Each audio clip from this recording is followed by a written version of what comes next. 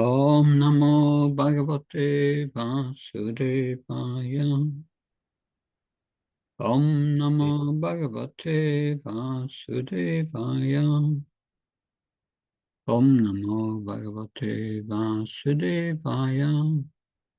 Narayanam Namaskrityam Naram Cheva Narottanam Devim Saraswatim Vyasam Tato Jamudirayat.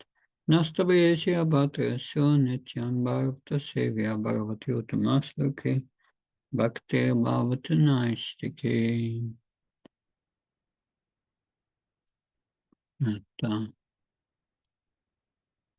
So we will discuss this morning Srimad Bhagavatam, first canto, chapter 7, the son of Drona punished, text 36 and 37. I first recite text 36.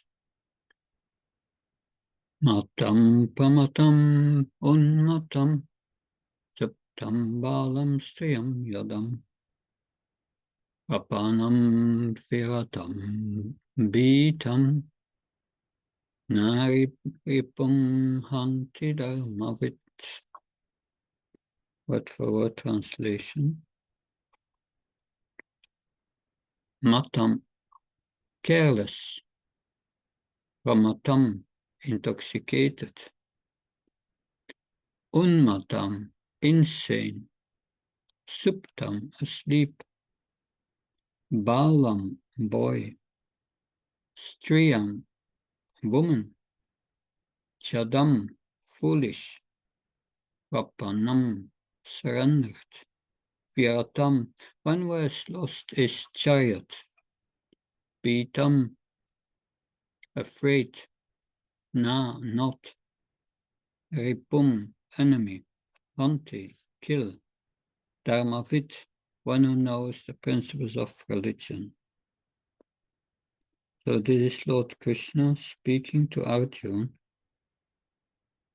They are following Asvatam, who was fleeing from them after having killed the 5 sons of Draupadi in their sleep. And his horses became exhausted, and he had to abandon his chariot. And he saw Krishna and Arjuna coming, and out of fear he has thrown a Brahmastra. But he did not know how to retract the Brahmastra. And then Arjuna, when he saw the Brahmastra, he took shelter of Krishna.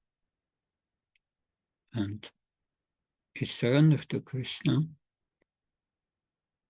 and took shelter, protection from Krishna. And Krishna said, this effulgence, this heat is coming from a Brahmastra thrown by Ashvatam, but Ashvatam does not know how to retract the Brahmastra.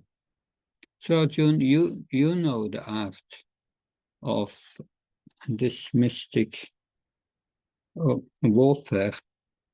You throw a Brahmastra, let it combine with his Brahmastra, and then pronounce the hymn to retract it. And that is what Arjuna did. And now they are going to arrest Ashvatam. And Krishna says, a person who knows the principles of religion does not kill an enemy who is careless, intoxicated, insane, asleep, afraid, or devoid of his chariot. Nor does he kill a boy, woman, a foolish creature, or a surrendered soul. That read the purport. An enemy who does not resist is never killed by a warrior who knows the principles of religion. Formerly, battles were fought on the principles of religion, and not for the sake of sense gratification. So if the enemy happened to be intoxicated, asleep, etc., as above mentioned, he was never to be killed. These are some of the codes of religious war. Formerly, war was never declared by the whims of selfish political leaders. It was carried out on religious principles free from all vices.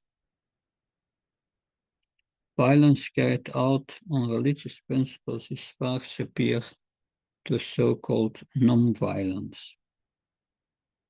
This is the first text we will discuss today. Om Ajnanatimandasya Jananjalasya Sakshanmilitam Yena Tasmai Sigove Chitchetayamanopistam Staptam Yena Bhutale Svamrapakadamayam Dadati Svapadantikam Vandeham Shio Shiyuda Padakalam Shigam Vaishnavamsa Shio Pam Charijatam Saganaragnatam Pitam Tam Sajivam Sadvaitam Savadutam Parajana Saitam Krishna Stanya Devam Shri Radha Krishna Padan Sagana Lalita Shivishakam Vitam Sa He Krishna Karuna Sindhu Dina Bandhu Jyotpate Gopesha Gopka Kantara Adakanta Namastate Tapta Kansna Gaurangi Radhe Vrindavaneshwari Vishavana Sutadevi Panamama Haripriya Pancha Kalpta Vishake Pasan Vivasa Patnam Pavana Bhyo Vaishna Bhyo Namo Namo Jaya Shri Krishna Chaitanya Prabhu Nityananda Shri Advaita Gadadhar Shivasati Gaura Bhakta Vrinda Hare Krishna Krishna Krishna Hare Hare Hare Ram Ram Hare Hare Namo Vishnu Padaya Krishna Vistaya Bhutale Shrimate Bhakti Charasanti Namini Namo Vishnu Padaya Krishna Vistaya Bhutale Shrimate Bhakti Vedanta Swamiti Namini Namaste Saraswati Devi Gauravani Pacharani Nirvishesha Sunyavadi Paskatani Dasatani Srila Prabhupada Ki. So, when Srila Prabhupada reflects on this verse, he spoke especially on this verse, Pramata, intoxicated or insane. And he quotes a verse from the 5th canto, chapter 5, the teachings of King Rishabhadev. There in text 4, this is Prabhupada quoted the verse, text 4. He quotes that verse many times. Numam pamata kote vikarma yadin yapritaya prinoti nasadamanye yata atmanoyam asana pikleshata asideha. So when a person considers sense gratification the aim of life, he slowly becomes mad after materialistic living and engaged in all kinds of sinful activity. He does not know that due to his past misdeeds, he has already received a body, which although misery is the cause of his misery, which although temporary is the cause of his misery. Actually, the living entity should not have taken a material body, but he has been aware that the material body for sense gratification. Therefore, I think it is not befitting an intelligent man to involve himself again in activities of sense gratification in which he perpetually gets material bodies. So we see here, person who knows the principles of religion. So, what are the principles of religion mentioned here? That that's principles of religion. There are principles of religion in warfare. We will hear also about it in the next verse. If the enemy happened to be intoxicated, asleep, etc., as above mentioned, he was never to be killed. that Ashvatam killed the 5 sons of Draupadi in their sleep, but that is against the principles of religion. That because he acted for sense gratification, he wanted to get power in this world, political power, and so on. That and that is due to pramata, being intoxicated, that or mad. So when one who is intoxicated or mad by material, or made mad by material desires, he acts,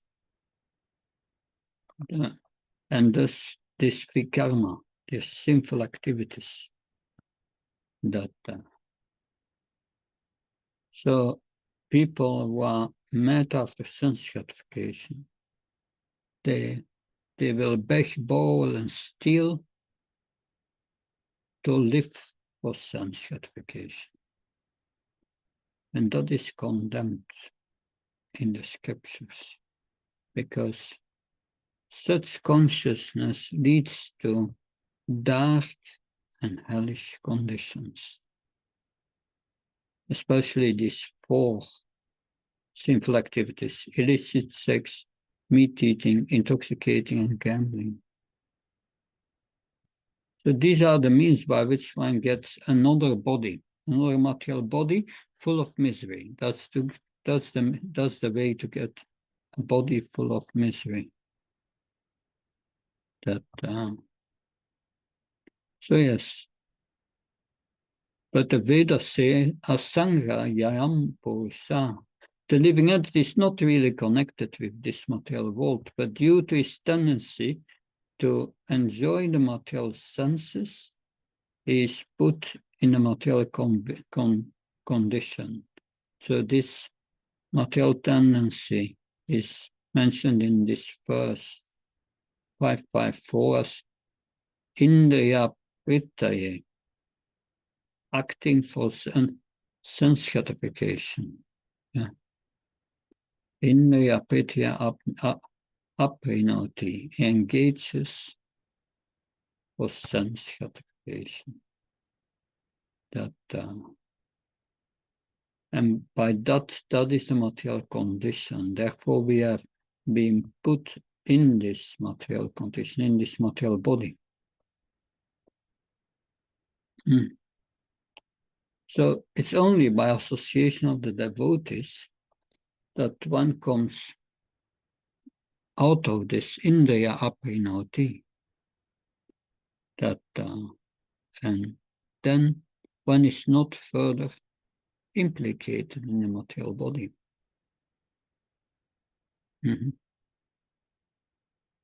So there are these principles of religion. Now they have before them Ashvatam. Ashvatam has done this horrible acts. He has transgressed these principles of religion. What will Krishna and Arjuna, especially Arjuna, and then later, because Arjuna will bind up Ashvatam as an animal and bring him before Draupadi. And there will be a discussion. Should we kill him? Should we not kill him? What should we do? He has transgressed these principles of religion. So we will also read the next verse, 37. Svapananya parapranay apushnat yarina kala tatvadastasyayo yadushat yatsadai pumam. A cruel, enriched person who maintains his existence at the cost of others' lives deserves to be killed for his own well-being. Otherwise, he will go down by his own actions. So now, the purport. A life for life is just punishment for a person who cruelly and shamelessly lives at the cost of another's life. Political morality is to punish a person by a death sentence in order to save a cruel person from going to hell. Though the murderer is condemned to a death sentence by the state, is good for the culprit, because in his next life he will not have to suffer for his acts of murder. Such a death sentence for the murderer is the lowest possible punishment offered to him, and it is said in the Smriti Shastras that men who are punished by the king on the principle of a life for a life are purified of all their sins, so much so that they may be eligible for being promoted to the planets of heaven. According to Manu, the great author of civic codes and religious principles, even the killer of an animal is to be considered a murderer, because an animal of animal food is never meant for the civilized man, whose prime duty is to prepare himself for going back to Godhead. It says that in the act of killing an animal, there is regular conspiracy by the party of sinners, and all of them are liable to be punished as murderers, exactly like a party of conspirators who kill a human being combinedly. He who gives permission, he who kills the animal, he who sells the slaughtered animal, he who cooks the animal, he who administers straight distribution of the foodstuff, not last, he who eats such cooked animal, are all murderers, and all of them are liable to be punished by the laws of nature. No one can create a living being despite all advancement of material science, and therefore no one has the right to kill a living being by one's independent whims. For the animal eaters, the scripture have sanctioned restricted animal sacrifices only, and such sanctions are there just to restrict the opening of slaughterhouses and not to encourage animal killing. The procedure under which animal sacrifice is allowed in the scriptures is good both for the animal sacrifice and for the animal eaters. It is good for the animal in the sense that the sacrificed animals is at once promoted to the human form of life after being sacrificed at the altar.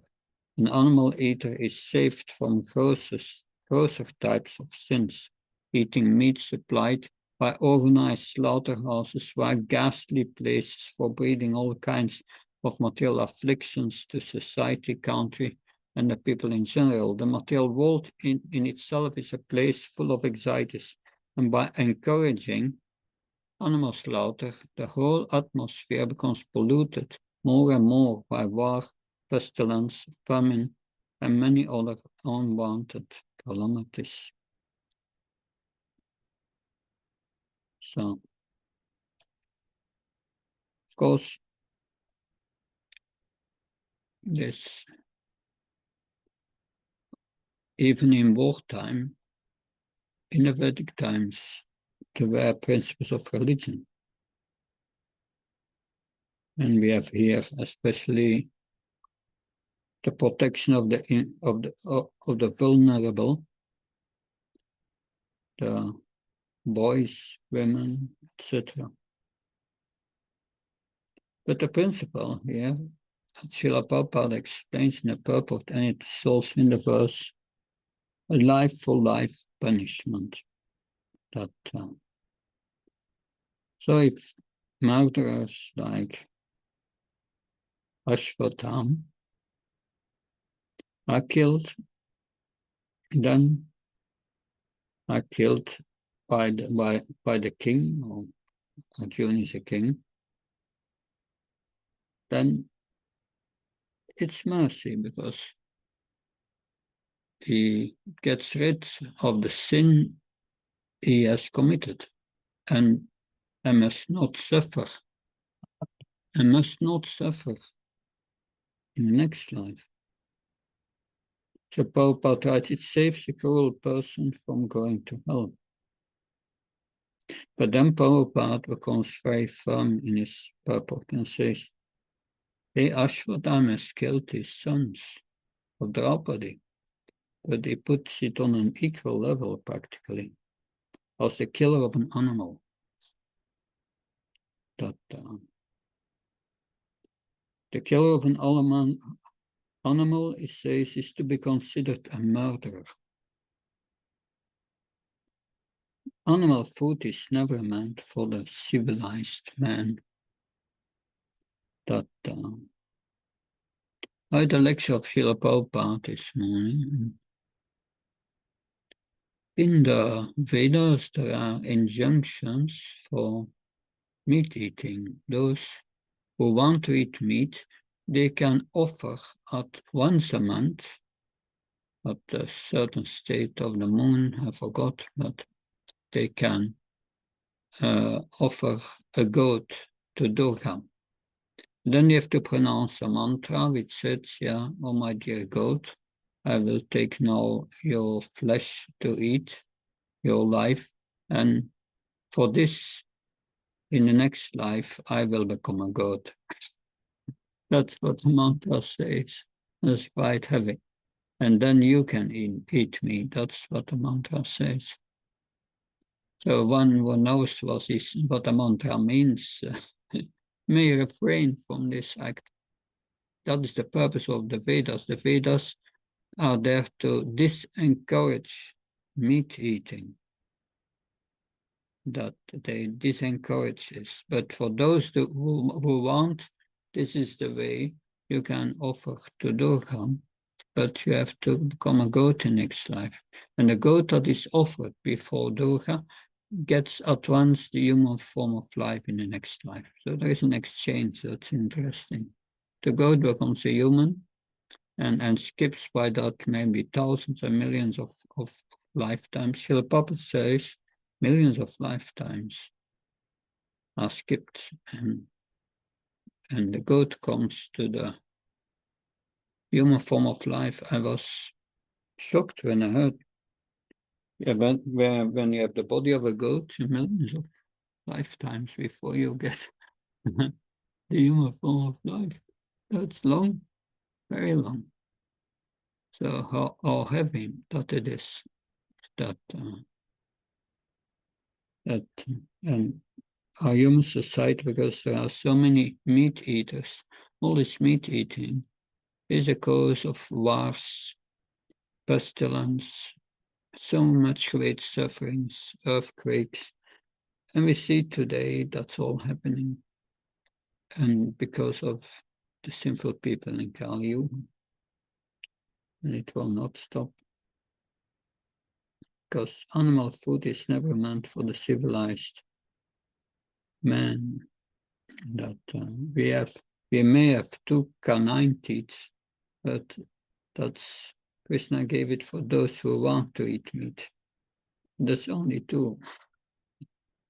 That and our intestines have the length of those who are vegetarian. Our digestive system is meant for those who are vegetarian. But yeah, that's all neglected by today's so-called civilization. You cannot call it a civilization. In Srila Upanishad, Srila Prabhupada calls it a soul-killing civilization. Atmaha, soul-killing civilization. That because if you have the body of an animal, then you lose awareness of yourself completely. And no way in the animal body to understand who you are. Instead of doing this, eating these animals and lose their time and go to lower speeds of life, men should prepare for going back to Godhead, Prabhupada says. That is their duty. It is the duty of a civilized man to prepare himself of going back to Godhead. And Prabhupada arrived in San Francisco or Los Angeles, and he saw old man playing with balls. And he became angry. He said, why are they wasting their time? So it's a duty to prepare oneself for going back to Godhead. And this human form is a rare opportunity. Maharaj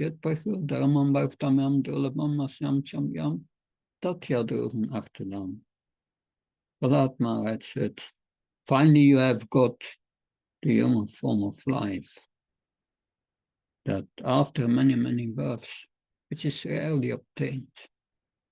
So now, Prahlad Maharaj said to his schoolmates, you should engage from the camera age, from the age of 4 years in Bhagavad Dharma, in devotional service. But no, people want to eat meat. My son called me yesterday and said, yes, he's going with his mother to for shopping. They are going to buy a turkey for Christmas Eve. That it's the same thing. And Prabhupada says there are different kinds of punishable conspirators. One who gives permission to buy the meat, one who kills the animal, one who sells the animal, one who cooks the animal, one who administers distribution of the foodstuff. He who cooks the animal food and serves it. They are all murderers, all equally responsible. That yes. So yes, animal killing.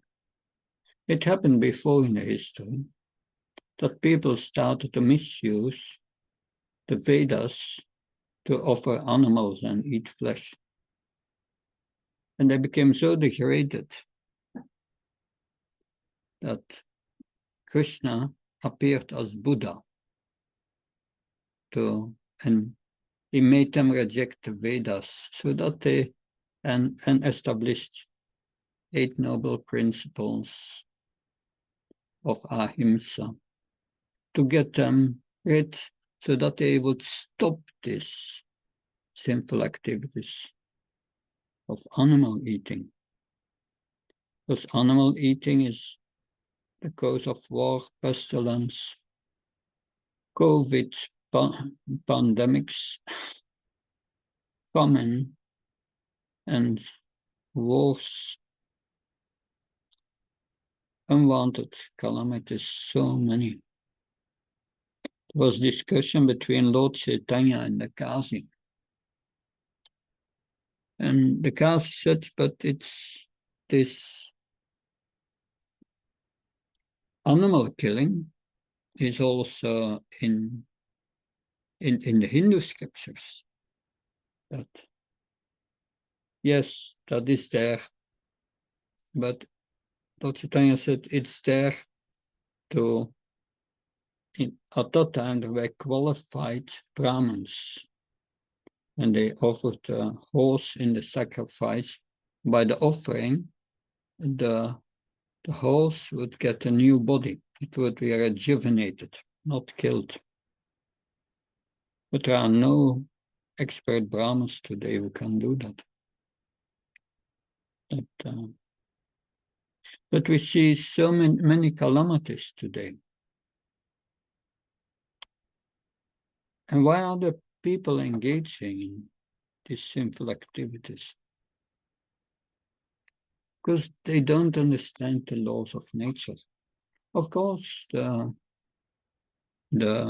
scientists, they understand the gross physical laws and have become expert in it, but they have still not understood that the gross physical laws are based on subtle karmic reactions. The reactions of sinful or pious activities are very precise by the law of karma, and nobody can can be excused from it. Therefore, the capital punishment of a murderer in next life, he would be free from reaction, thus beneficial. He would be free from these subtle laws, these karmic reactions. So it's the duty for all of us to prepare for a better next life. That people of today are short-sighted. Dat is explained in the Bhagavatam. Prenalpayusa Shabakala Vasminchrecha Namandasmanda Matayo Mandabhakya Yupadata. They are short-sighted. They see only the moment of their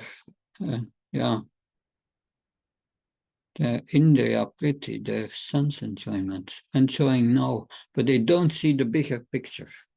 They see only a little particle of the entire picture, a little piece of the puzzle. That they don't see the bigger picture. They don't see from where that they coming and why they are now here. They don't understand where they are going in next life. They don't see the bigger picture. That one has no right to kill an other living entity, whether an animal, whether an ant even. One will get reactions for it. But modern society promotes and legalizes all these sinful activities. It's institutionalized. Animal killing, slaughterhouses are perfectly legal.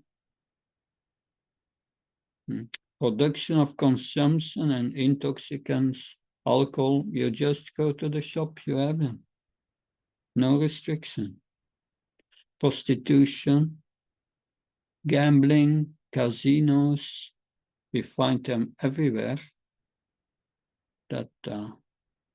So this is not civilization. This is Atmaha, a soul-killing civilization.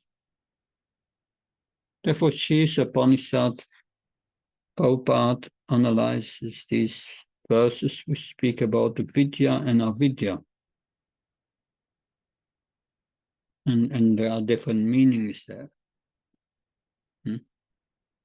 Avidya is knowledge for sense gratification in the first month. But then it is said vidya is worse, because vidya is knowledge. Vidya here is meant, it's a different meaning than we usually have. Vidya means knowledge to improve one's sense gratification. So that's worse. And in our society, they have become expert in this knowledge, the economic knowledge, business knowledge, how to get the the easiest results with the least with the least investment. That with the least investment, getting the highest profit for sense gratification. That's promoted. That promotion of knowledge for sense gratification. And there is no knowledge of going back to Godhead. Why? They don't know the Shreyas. They say only the Preyas. Preyas is the immediate good, and the Shreyas is the ultimate good. The Preyas is the immediate good. They are only seeing the moment. I want to enjoy now. And they don't see the bigger picture, what will be the result of their pramata, their madness for sense gratification. It puts them in bodies which will lead to suffering one over and over again. The devotees, the scriptures explain the Shreyas, the ultimate good. And the sadhus, the devotees, the pure devotees, see the Shreyas. That they see beyond this temporary. Yeah, so Ashvatam killed the sons of Draupadi. And in this sense, he wanted to live at the cost of others' lives. And this is selfishness. Devotees are selfless. They render selfless service to the Supreme Personality of Godhead and enter into the realm of pure devotion, in which they live in a relationship with Krishna, the Supreme Personality of Godhead, in Ananda, full of bliss, is in Bhakti Ras. But we see in the Bhagavatam the example of Dadichi. Dadichi was asked to give their bones, to give his bones for Indra to make a thunderbolt with which he could kill Vritrasura and so on. And Dadichi, when he was being asked by the demigods, he was joking and said, "Don't you know how painful death is?" But he was only joking. He was so advanced. He was completely aloof from it. And he put himself in trance and left his body.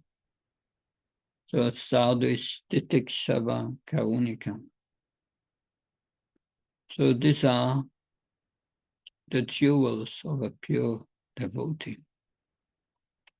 I just was reading for the Bhaktivedanta course of the Mayapur Institute yesterday. In the 11th canto, chapter 11, that the 28 qualities of a pure devotee.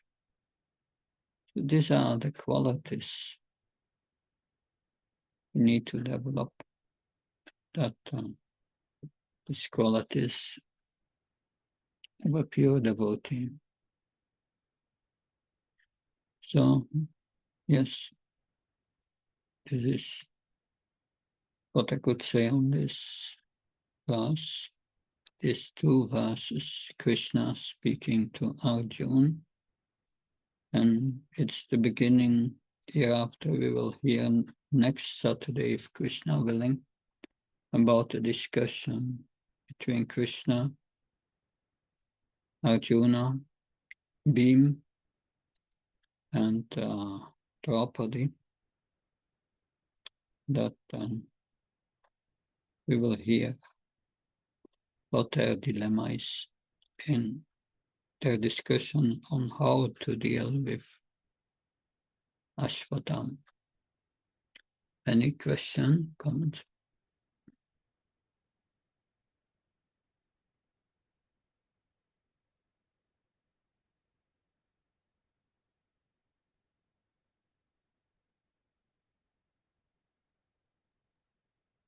Thank you very much, Maharaj. Wonderful class. Maharaj, about not eating meat, you elaborately explained, why it shouldn't be and why Vedas have it. I just needed a guidance and how to interact with people who are eating meat. Especially, there are um, relatives, friends, who were very close in the past, but after taking Krishna consciousness, now we feel that, oh, they are meat eaters. Um, and then, how should our interaction be? And then, how we can help them to, understand that better, that it is not correct. Yeah, that this is not an easy matter, and one has to see the circumstances. That for us here, self-preservation is very important. That we are not becoming implicated in their activities. That's the first thing. The second thing is that we associate with them as far as needed.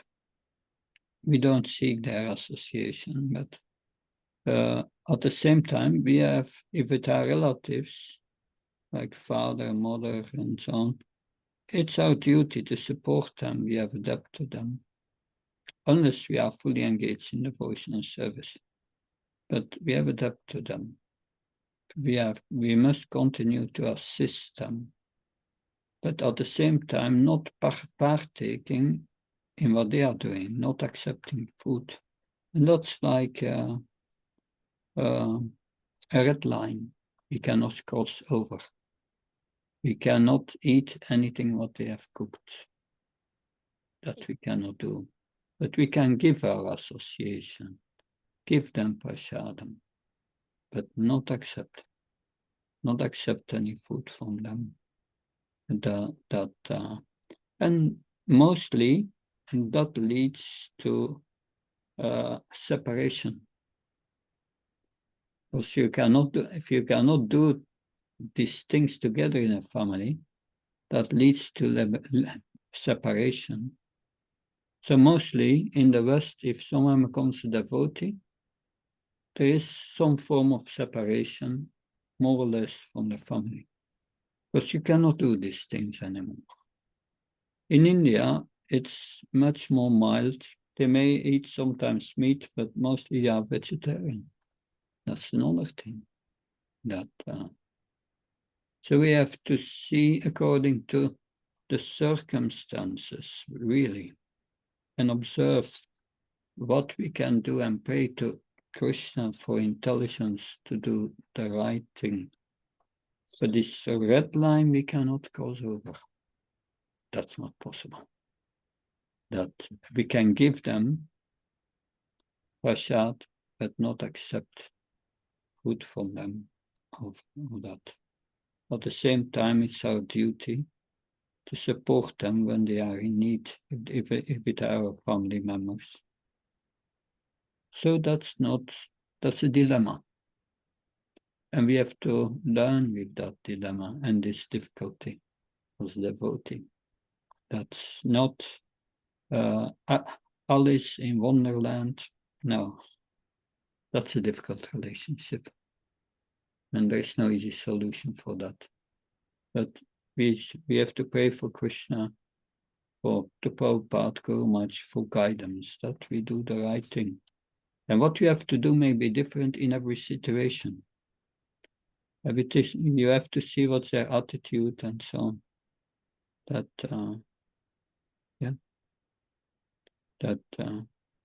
every one of us has to deal with these things.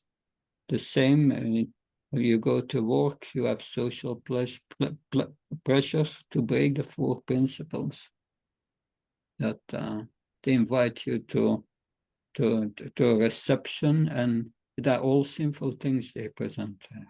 And you cannot take anything. Difficult, but necessary for devotee to keep aloof from it. Hare Krishna. Yes, Maharaj. Thank you very much, Maharaj. Anything else? Yeah, if you allow, Maharaj, on continuation to that, so if they are a meat eater, but they're going through some material struggles, and because we love, because of our relation with them, can we pray to Krishna to help them and to come out, like use strength so that they can come out of the material difficulty, or should we not get involved? You can pray for them to Krishna, to make them Krishna consciousness, to awaken their Krishna consciousness. That's good. That's out of compassion. That's, if you pray for material things, then it's not in the realm of pure devotion. They have to get their reactions for their previous sinful activities.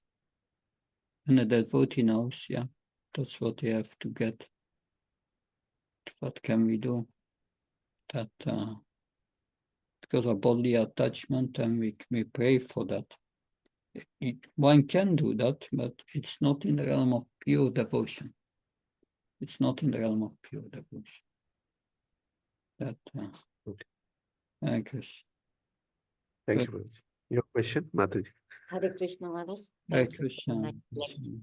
Maharaj, I was wondering, when people eat non-veg knowingly that it is sinful, is it worse than people who do not know that it is sinful to eat meat?